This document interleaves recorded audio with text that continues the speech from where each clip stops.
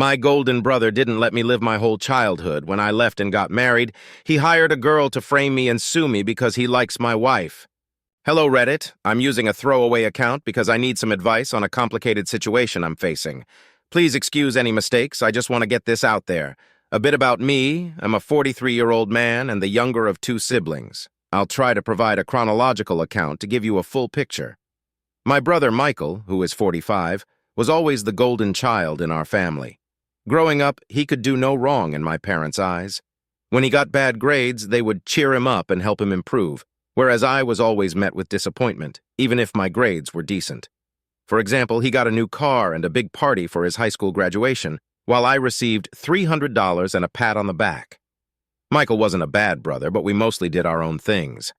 I didn't complain much, but I felt the need to move out and explore the world on my own. I went to university in another city and earned my MBA in 7 years. After graduation, I landed a job back in our hometown. During this time, I had minimal contact with my family except for birthdays and holidays. My brother, not being the brightest academically, barely graduated from high school. He dropped out of college, and my parents helped him set up a small hardware shop. I was happy for him, but focused on my own life. Around this time, I started dating Emily, who was 20 then. We met in college and were both from the same city. When we moved back home, we moved in together, found jobs, and focused on building our life. During the holidays in 2008, I introduced Emily to my family. They were surprisingly warm and receptive, making me feel more loved than I had in years. I noticed Michael looking at her a lot during the gathering, but thought nothing of it. However, he started visiting my apartment more frequently, from once every 4 months to almost daily. It became intrusive, especially since he came in the evenings when Emily and I were trying to unwind after work. I eventually had to set boundaries, leading to a big fight with my parents. Michael apologized and reduced his visits to once every other month on weekends, which was more manageable. In 2011, I proposed to Emily, and we announced our engagement to the family. My parents were happy, but Michael just shook my hand and left the small party I had organized. He disappeared for a couple of weeks after that. We got married in 2013, and Michael brought a +1 to the wedding, a woman named Laura. They got married 11 months later in 2014. My marriage was going well. We had our first daughter, Olivia, in 2015, and our second, Chloe, in 2017. In 2016, Laura messaged me that Michael was obsessed with Emily, and that was the biggest reason for their separation. I apologized to her and wished her the best. I also talked to Emily and asked her about her interactions with Laura, and she told me that Laura was always a bit cold and distant towards her from the start. I decided to confront my brother in front of my family and asked him why he was destroying his life because of his obsession with my wife. He was blindsided by that question and denied everything. We had a massive argument that basically ended with me telling my brother that he was no longer welcome in my house. Both my parents and Emily talked to me and convinced me that no matter what, he was still family. So, for everyone's sake, I decided to be amicable. It seemed like he was genuinely working on himself, and we went on with our lives. Fast forward to 2018, I can still recall that day vividly. It was the 25th of July, and I was running multiple errands. My wife took both our kids to see their grandparents. It was sometime after lunch that I got a call from my father telling me to come to their home, and he had a lot of anger in his tone. As soon as I entered, I noticed a lot of tension in the air. My wife was a crying mess, and my parents were trying to console her. Some of my extended family members were there as well. I asked what happened, only to be accused of being the one who committed the assault. I was shocked and confused. They claimed that at a party a couple of weeks back I had assaulted a girl and then texted her not to tell anyone about it, or there would be consequences. I had known this girl, Amanda, for some time. We went to high school together, and she was part of a larger friends group that I occasionally hung out with. According to her, after the party, which was at a club, I followed her to her car and assaulted her there. She shared screenshots of the alleged conversation with my wife and told her this entire tale. My father slapped me hard, and my parents told me they never wanted to see my face again. Emily was angry and said that we were done. I tried to convince all of them that I never did that, but it fell on deaf ears. I was basically kicked out of their house and told that neither Emily nor the kids would be returning, and my father would be coming over to take their stuff from my apartment. When my father came, I begged and pleaded. but he basically packed a couple of bags and told me never to contact them again and that he would personally hand me to the cops if I did. By evening, Michael had shared the screenshots and all the details to our extended family group on WhatsApp, from which I was unanimously kicked out. The next few days, I even had people from my friend group calling me to say they were disgusted with me and never to contact them again. I was a mess during that time. I couldn't eat, I couldn't sleep, and I couldn't even work properly. My boss also heard the rumors going around but couldn't do much until he saw some police action against me. He advised me to leave the organization on my own to keep my record intact and said he would ensure that I didn't have to even serve my notice period. I tried to argue my case, but he told me that if the cops came knocking on my door, I would be kicked out anyway, and in such a scenario, the gravity of the case would mean I wouldn't get severance, and my record would be tarnished. I grudgingly agreed to his request and left the organization in the next few days. In mid-August, while I was still wallowing in my misery, I received 2 documents from the court. One was a letter of disownment, and the other was divorce papers. I was quite drunk, but I went to my parents' place anyway, only for my brother to come and beat me up and tell me that I was a disgrace to the family and that it was good that I was disowned. I had blood coming out of my face by the time he was done with me, and I was barely able to stand. My parents and my wife looked at me from afar but did nothing. I managed to get myself up after some time, a crying mess, and realized that I had lost everything and everyone I knew. I stayed holed up in my apartment for the duration of the divorce. It went as amicably as it could, as I was jobless, plus my now ex-parents stated they would pay for the children, so I didn't have to pay child support or any alimony. By January 2019, I was divorced, but trying to pick up the pieces of what was once my life was hard. During this time, I also felt like confronting Amanda, but the more I thought about it, the more I realized it could have made matters worse for me due to the women-centric laws in my country, which meant one phone call and I would be looking at 5 to 6 years in jail. In February 2019, I got into a major accident and spent a good part of 5 weeks in recovery. The staff told me that they contacted my emergency number, which was still Emily at that point, and she hung up, and no one showed up. Once I recovered, I realized that I had spent through a good part of my savings and needed to get back on my feet, if not for anything else, to have a roof over my head. However, I realized that I wouldn't be able to do anything in the place I was at, so I sold all my furniture, paid my remaining dues for the rented accommodation, and decided to start from scratch in a different place. I moved to a city 2 hours away and tried to get a job for some time, but to no avail. I also used to drink myself silly, and thoughts of offing myself were recurring. Waking up after seeing a nightmare in a cold sweat almost became the norm. For 4 months this went by, after which I ran into an old acquaintance, David, from college. He was the quiet kid during that time and didn't really talk to anyone, but seeing him after so many years was odd, as he spotted me out from the crowd and called my name. We greeted each other and talked about our lives for a bit. I told him I was in the city looking for a job. He told me he had just quit and was planning on setting up a management consulting firm of his own.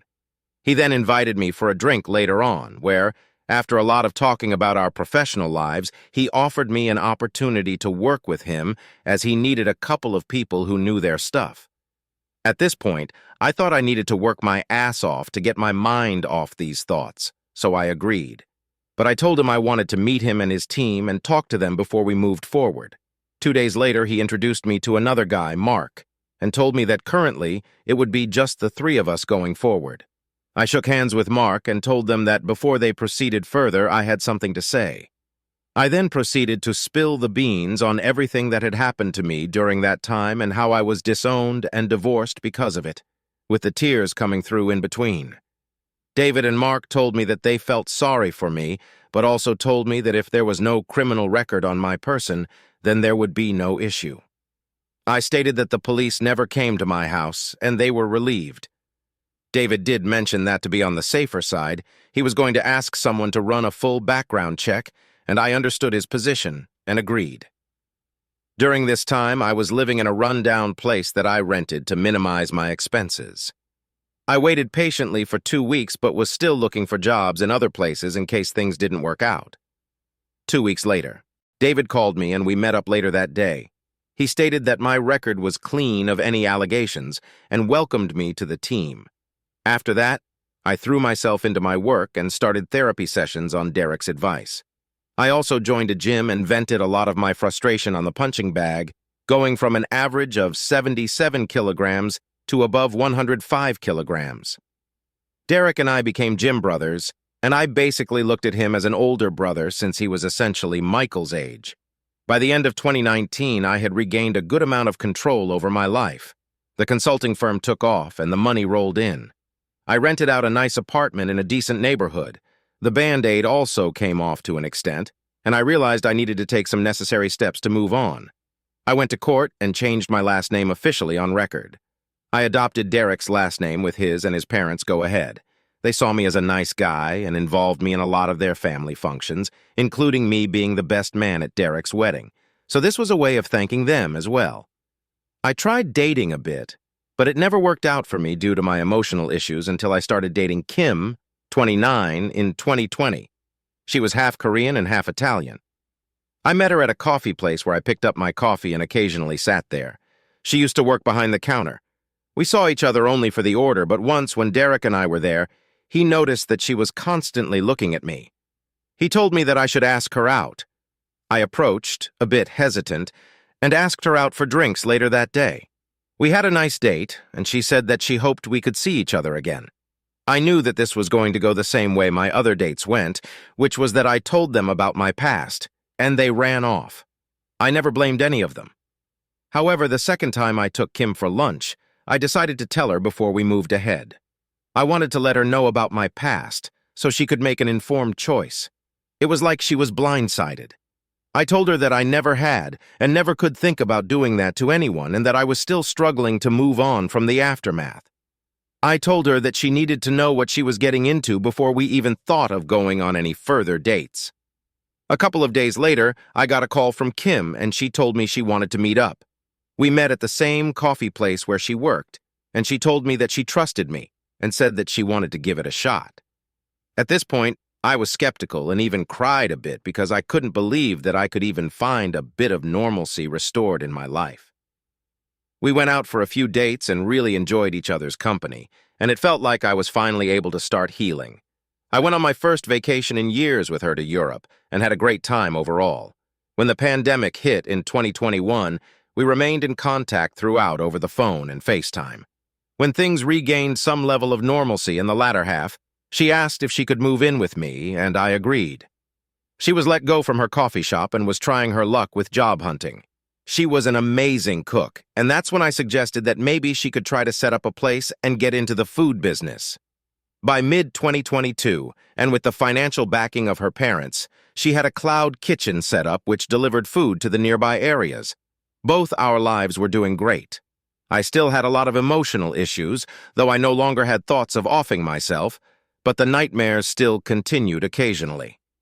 Kim announced in February 2024 that she was pregnant, and a range of mixed emotions came over me from being overjoyed to starting all over again to crying out for the loss of what I once had. I was all over the place. Kim comforted me and we fell asleep in each other's arms. I proposed to Kim, and she was overjoyed. It felt like everything was finally moving to a point where I could have some semblance of peace in my life. We were set to be married, and all the preparations were in full swing for our wedding in mid-June this year. I am sorry for the long post, but I needed to put out all the information possible for you to understand what a roller coaster things have been for me. At the end of May, I received a call from an unknown number. When I picked up, I could hear someone crying. She said, "Hi, it's Amanda." I instantly recognized the voice and cut the call, trying to hold back my anger. Kim was with me and saw my face and came over, concerned. I was trying to hold back my mix of tears and anger and told her who it was.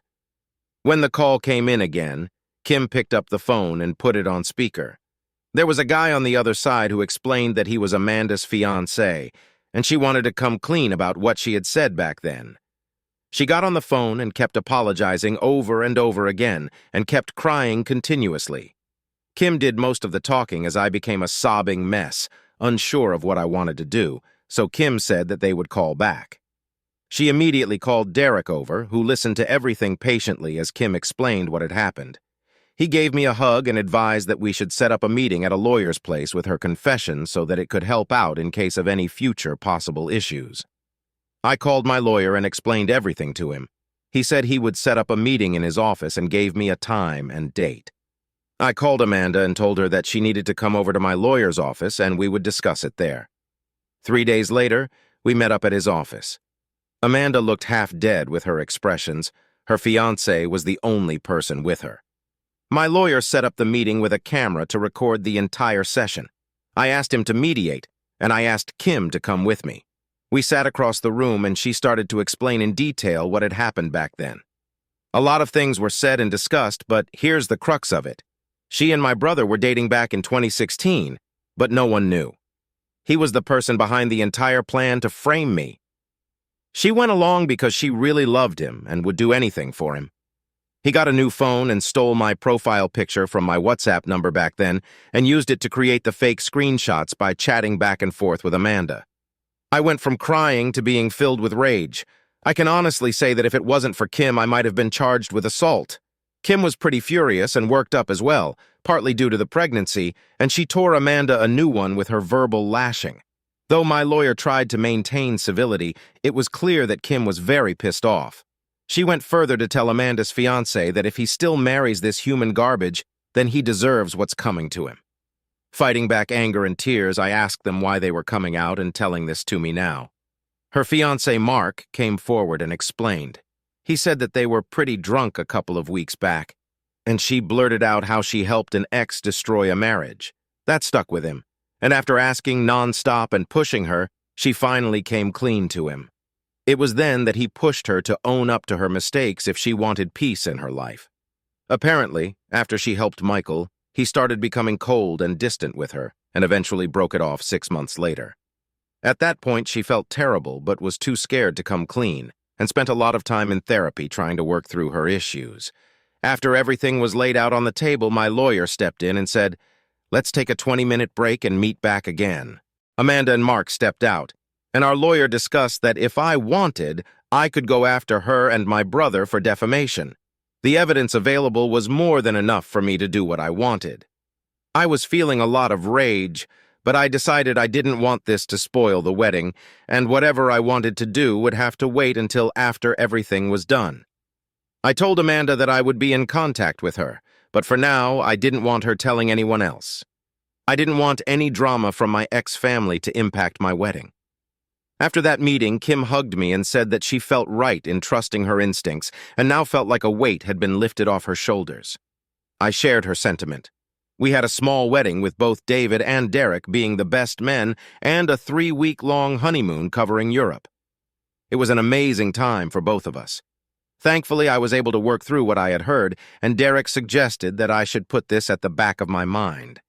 It didn't spoil the honeymoon too much, though the nightmares were coming in more frequently than before during that time, and Kim was always there to support me. I also had a discussion with my therapist, who told me that I would need to confront my ex-family sooner or later, if not for anything else, then for closure. After thinking a lot about all that had happened, I decided to reach out to Amanda in July and told her what she needed to do. I told her that I would be taking legal action based on her statement, but if she wanted to avoid being financially ruined, she needed to follow my instructions. She needed to talk to Emily alone and explain to her everything she had told us back in the lawyer's office. She was crying while listening to me and told me that Mark had left her. I told her that I wished I could feel sorry for her, but I didn't. And then stated that karma hits everyone hard VJ had hit her, and now it was coming for my brother. A couple of days later, I received a text. It was from Emily. Despite being blocked, I had been sending her birthday wishes and wishes on both our daughters' birthdays, as well as holiday greetings over text. This was the first message I had received in 8 years. She basically asked if we could talk. I didn't want to be alone when having this conversation, so I told her I would call her in a few hours. I reached home and was with Kim when the call took place. I could immediately hear Emily sobbing uncontrollably for a while before she told me how sorry she was and how terrible she was feeling. Somehow I was able to maintain my composure all this time. I told her that it hurt terribly knowing that she thought so little of me that she so easily fell into Michael's trap. I asked her about my girls. She said they were doing well and then asked when she had met Amanda. She said she met her 2 days ago. It took a lot of time to process how wrong she was and how quickly she moved away from me. She immediately brought it to the attention of my ex-parents, and they were just as stunned. They all wanted to contact me, but she said she wanted to connect first and apologize.